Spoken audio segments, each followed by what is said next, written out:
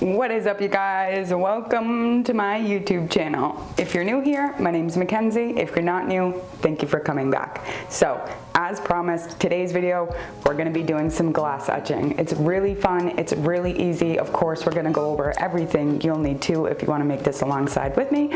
But if glass etching sounds like something you're into, let's just jump right in. Okay guys, so let's just quickly go over everything you're going to need, or everything that I'll be using in today's video. So first things first, you're going to need your piece of glass or your mirror, whatever it is that you want to be glass etching. So I've got this nice good sized mirror with beveled edges. These are just those basic mirrors you can find at any craft store, of course, and as always, I'm going to link everything I can find down below. And just a quick note, I get a lot of comments kind of insinuating or assuming that any links I put on my video are affiliate links. Guys, I am a nobody on YouTube. Those are not affiliate links, and your YouTuber that you watch always has to disclose that. So if they don't say that, or it's not marked in their description box, or they don't have some type of system to let you guys know that those are affiliate links, then they're not. It's illegal not to disclose that, just saying. So all the links I put down below is just because I want to. It makes it easier for you guys. They're not affiliate links. Okay, so of course I'll link everything down below. We've got this big beveled edge mirror. We've got the most important thing, which is our glass etching cream. So my favorite brand is Armor Etch. I am not familiar with any other brand, so this is always going to be what I suggest. I've got a couple different size bottles. We're going to need some type of paintbrush. This is just one of those super cheap dime a dozen metal handled paintbrushes. We'll use this to actually get the Armor Etch onto our mirror. You're going to need a measuring tape and or a ruler if you want it centered. You're going to need a nice sharp X-Acto knife, a Sharpie, and our most important thing is some type of sticky backed paper. So this is a clear sticky backed vinyl. You can use a clear sticky backed stencil paper. Anything like this will work. The most important thing being it has a sticky back. We need to be able to stick it flat down to our glass surface. That way the Armor Etch or glass etching cream doesn't seep through out of our stencil. We want those to be nice crisp lines. The only way we're going to get that is with a nice strong sticky backed paper. Okay, so this is everything we're going to need. I'm going to change your view, zoom you guys in, and we'll start cutting out my stencil. Alright guys, hopefully you guys can see okay. This is my first time trying out this new camera angle, so bear with me if something is a little funky while I still work out how exactly I want this to sit. So the very first thing we've got to do is make our stencil, and this is where the possibilities become absolutely endless. If you can cut it out with your stencil paper, whatever material you're working with, then you can glass etch it. So I will say the more intricate a design becomes, the more little pieces you've got within it, the harder it's going to be to keep that super crisp outline on glass etching. So if you've got tons of little tiny cutouts along your stencil starts to become flimsy, and it's really hard to get that to stick down to your surface and keep that crisp line of glass etching. Hopefully that makes sense. So I'd say while you're getting used to using glass etching cream, I would start out simple, small, and work your way up to those more intricate designs like roses or some type of filigree, stuff like that. So for the sake of today's video, we're going to be keeping it pretty simple and making a moon phase. So I've already got these moons cut out. These are what I use for my stained glass work all the time. So this is the perfect size for that mirror. I'm going to keep these handy, but whatever you want to cut out, you can pre-cut it like that or draw it directly onto your stencil. So I'm going to pull this out and see what size we're working with and figure out how that relates to our mirror. Okay, so our mirror is 20 inches wide, and we want to make sure that wherever we put our design, it's going to be perfectly centered. And to make that easier, it's going to be a lot quicker and smoother if I can get all of those moons on one or two pieces. Realistically, I would like to get that solid moon face cut out of one piece, but because it's 20 inches wide, our Oracal sheets here aren't wide enough, so I'm going to have to cut it directly in half and do it in two pieces. So that's the first thing I'm going to do. Okay, so what I'm doing right now is kind of just eyeballing how wide of a space I want on each side of the moon. You want to give yourself plenty of room to work with, so when you lay that thick layer of glass etching cream on top, you don't have to worry about it getting on the outside edges of your stencil. So it does seem wasteful, but honestly guys, this is just how it has to be done, or you're going to end up accidentally ruining your stencil. So instead of getting close up to the edge like this, I want to give it plenty of room to work within like that. So again, I'm just kind of eyeballing. I think the easiest thing to do here is again just going to be cutting this directly in half and figuring it out from there.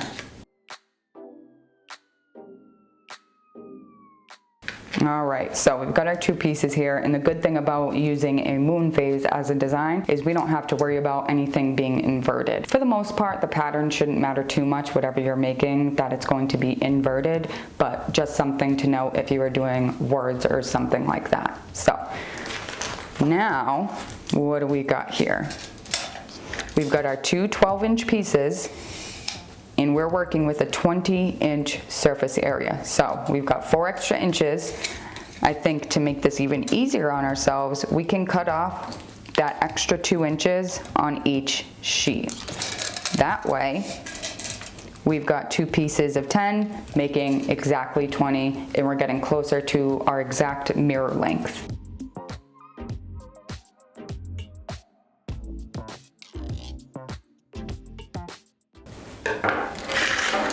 Okay, so now when we place our vinyl side by side, we should be right at 20 inches. Beautiful. So we know this is how much space we have to work with as a max for our moon phase.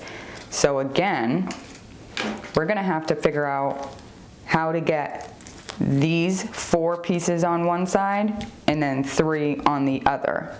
I could do the center moon separate. We do this separately, cut this out. Our full moon stencil gets laid first, then our 3 moon stencils get laid second. Again, this would be so much easier if we just had one solid long sheet of 20 inches, but we don't, so it's getting a little tricky. Hopefully I'm making sense to you guys. All right, so again, we want to leave ourselves plenty of space for our center moon, and all I'm going to do is simply trace out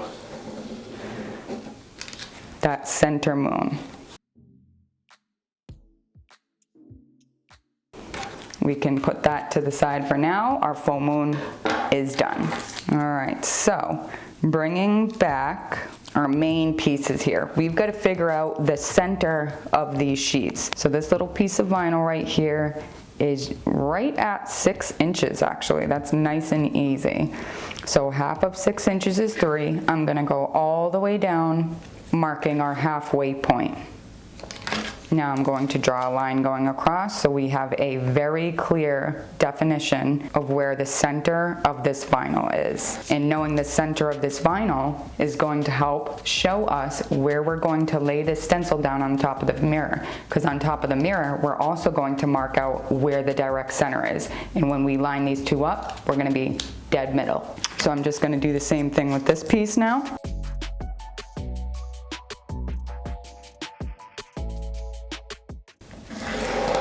Okay, so we have a very, very clear definition of where the center of our vinyl sheets are, which is perfect. Now we know where the center of our moons are going to sit. Does that make sense? So we want to aim for that line and aim for the very middle of our moon. To make that a little easier, you could fold your moon directly in half, just like that, and right where that line is going to be will match up directly with that center line. So we know that these moon phases are going to be directly centered all the way down. So again, because we have to separate our full moon, we have to keep that into account as we place our next 3 moons. And this part is up to you. If you're making a moon phase too, you can really dictate where you want those pieces to sit. So this spacing is good. So I think I'm going to hold down my moon right here and simply trace that outline. Now I'm going to use my Sharpie.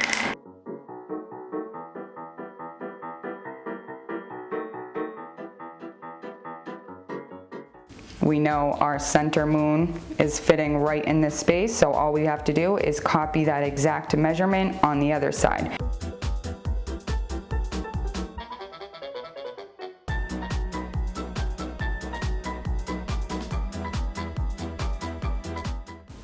All right, and that's it. There is our moon phase, with the exception of our center full moon. So why don't we quickly get this stuff out of the way and figure out our full moon center. And we're gonna do that the same way we've done everything else.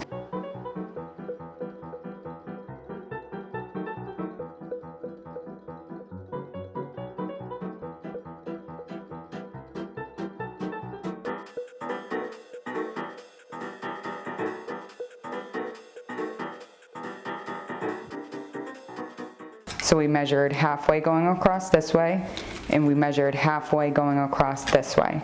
Where those two lines meet is our direct center. So now comes the fun part. We gotta cut all of these moons out with the X-Acto knife.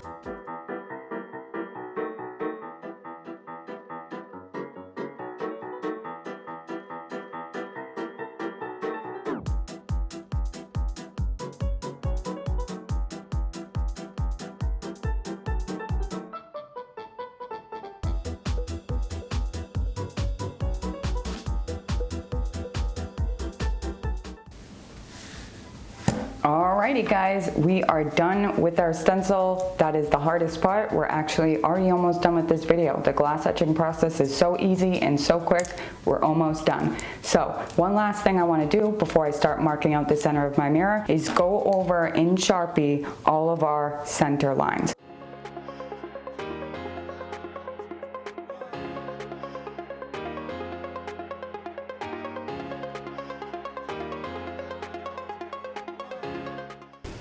Alright, hopefully for the most part, even though you have this camera in the center, you guys are going to be able to see what I'm doing, but there's just no way around it since it's a mirror.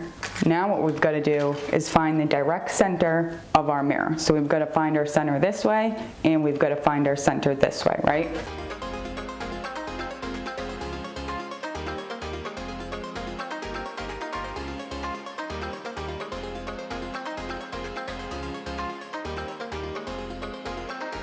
So now we know exactly where everything is laying. We've got the full layout. We are ready to go. Okay, Sharpie away. Let's clear our workspace and we're getting ready to glass etch. All right guys, so now that we have this center moon laid down, I have a feeling it is going to be really tricky to peel back and lay down this stencil in one smooth go. So because we have so many concave curves like this, when we peel this back, it's going to be really bubbly and really tricky to work with. So I think what I'm going to do instead is lay them down just like this, trace out the moon directly onto the mirror, and cut them out individually. I think it's going to be a lot easier to work with them that way versus one solid stencil, which I originally thought might be better.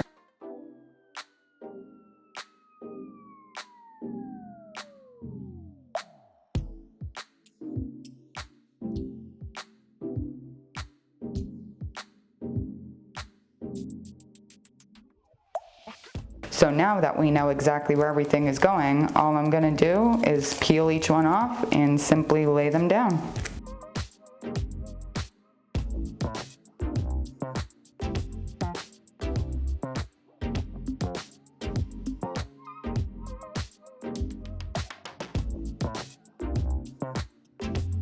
All right, now I'm going to do the same thing with the other side. So just doing that one side, I've already found that it's easier to lay it down this way. So that's what we're gonna do. Holding it so it sits naturally, or as natural as it can, and just letting it fall. If you're trying to completely control the vinyl, it's gonna push back. So you wanna let it just do its own natural thing, and it'll kind of work with you. So I'm bending it inwards like this, looking to line up those lines and just letting it fall natural and push it down.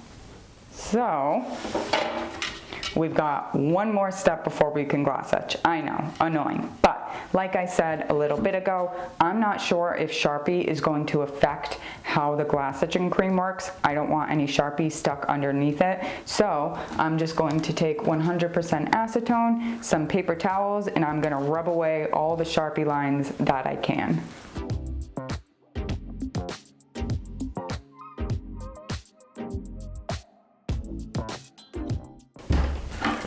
Alrighty, I think that is clean enough, guys. We are ready to go. Now, like I said earlier, we are going to be working with Armor Etch, and we've got our little paintbrush here. So, most glass etching creams should be the same, but it's pretty simple. So all we're doing is applying the Armor Etch with a very thick, generous layer onto our stenciled area. We're going to let it sit for 1 to 3 minutes. I always like to wait the full 3 minutes, and then we're going to quickly run to the sink and rinse it off as quick as possible. So like I said, we've got to work quickly when working with this stuff, especially when we're done. When we run to the bathroom and start rinsing it, it is imperative that you rinse it with the quickest escape route to the edge. So instead of rinsing it this way, I'm going to rinse this half this way and this half this way. That way I'm not going over any clean mirror. If for some reason that glass etch quickly stuck to a section, it's not going to be on our clean mirror. So I'll explain more about that when we actually get to washing, but it's going to happen fast. So all we've got to do is open up our Armor Etch, and we are going to simply apply a very thick coat over all of our moons. Stuff kind of stinks too.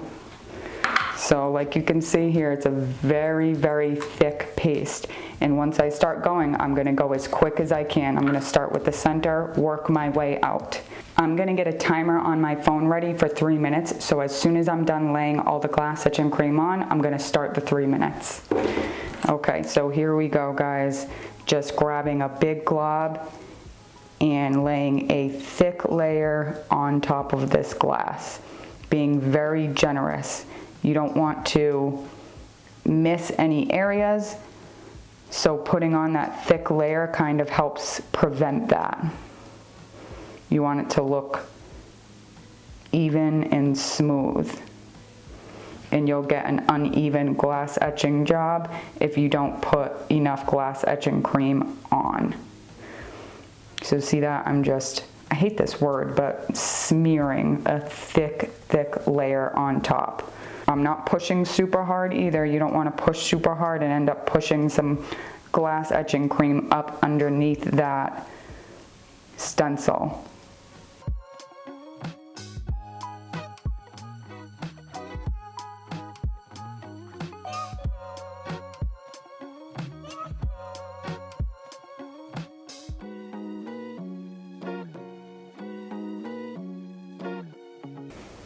Alright guys, that is it. We've got to start our timer immediately and get ready to rinse all this stuff off. Timer is starting. I'm going to close this up, dispose of this brush properly. Once our 3 minutes is up, or a little bit before, I'm going to turn on the water in my bathroom so we're ready to go. As soon as it's done, we can run in there and quickly rinse it off.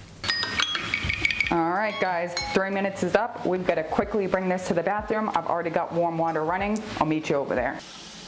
Okay, so just like I said before, I'm just rinsing this off as quick as I can. Rinsing one half to the edge, flipping it around, and rinsing the other half to the edge. That way that water and glass etching cream has the quickest route to the edge of the glass, and you're not worried about it hitting somewhere that you don't want it to.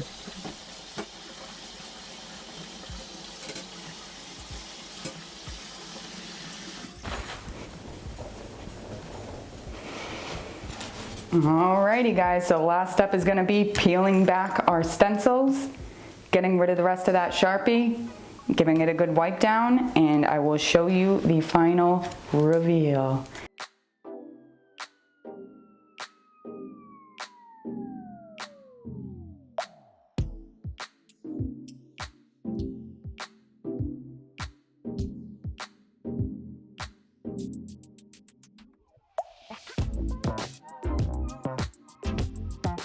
Now that is a beautiful glass etched moon phase.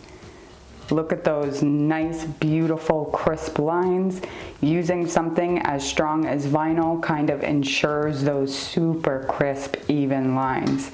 With the exception of one little spot up at the top here, I must have messed up my stencil somehow or something, but there's a little bit of a jagged edge. But other than that, I am totally happy with this. I love the way that this simple design looks on a beveled edge mirror. I think that came out absolutely beautiful.